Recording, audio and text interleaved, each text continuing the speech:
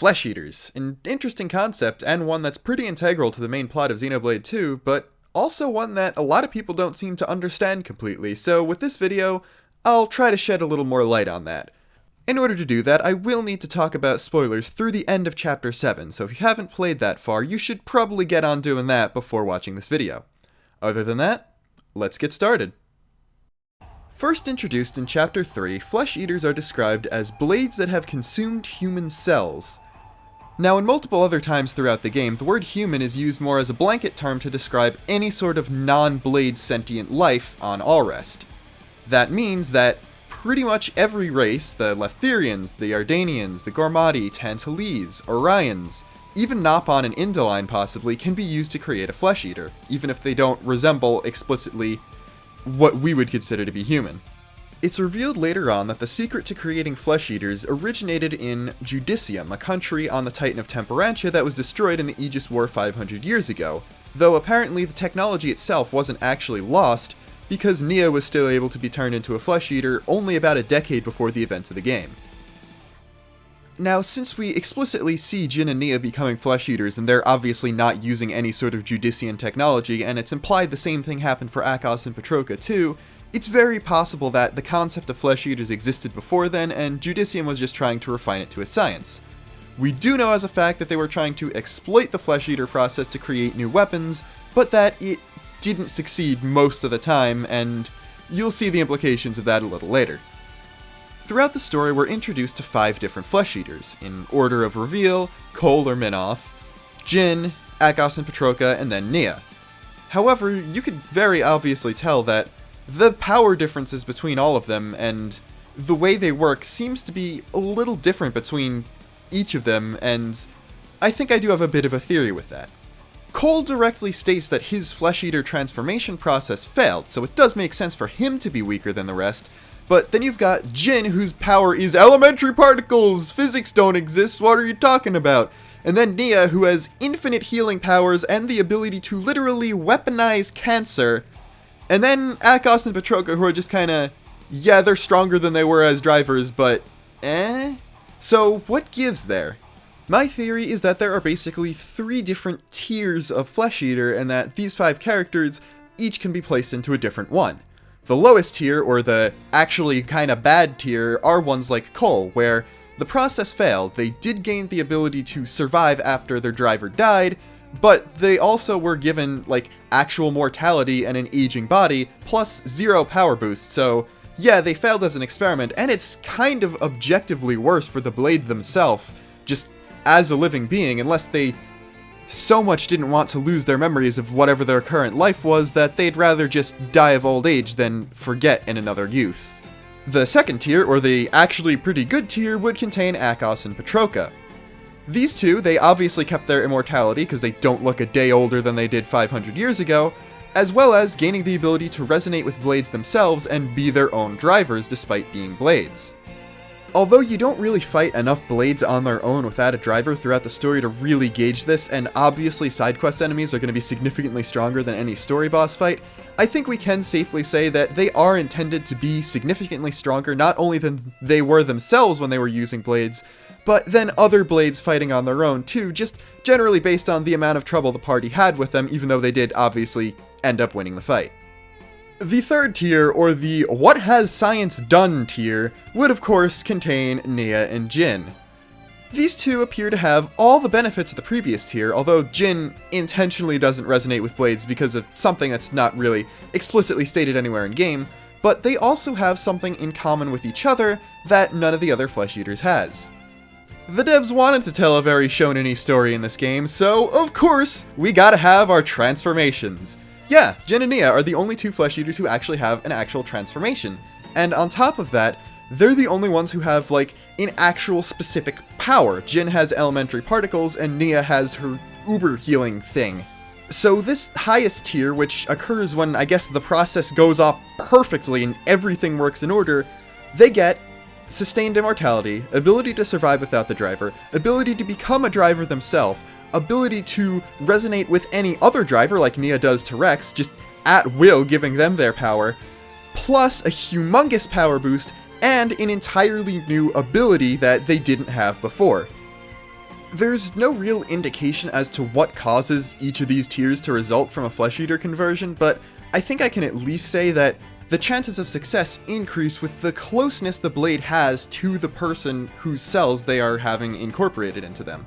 Or other factors like that, because the way Judicium worked, they just kinda took blades, took people, and put the cells from one in the other, and that led to a pretty high failure rate. And it is known that Cole is far from alone in being a failed Flesh Eater out of Judicium, but we never see any more of them throughout the rest of the game, plus the fact that he's already on his last legs himself, so yeah, I'm pretty sure that most of them have actually just died of old age by now.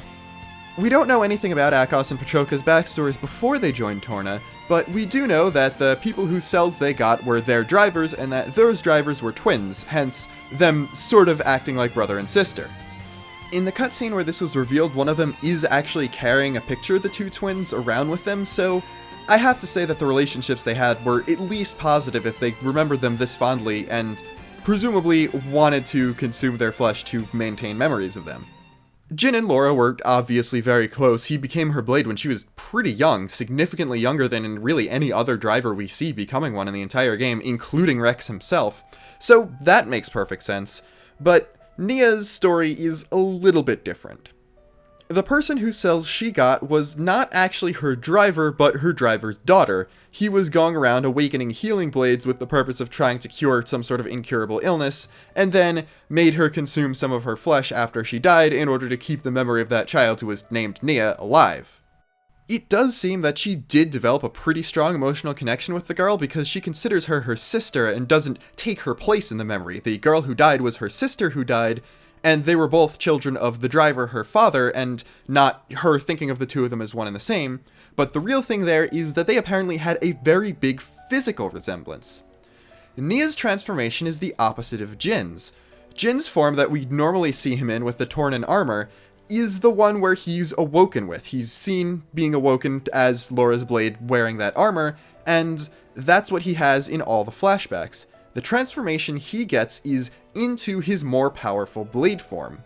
However, we do see Nia in flashbacks before consuming the flesh of the Gormati girl, and she looks the same as she does in her blade form in the present day in-game.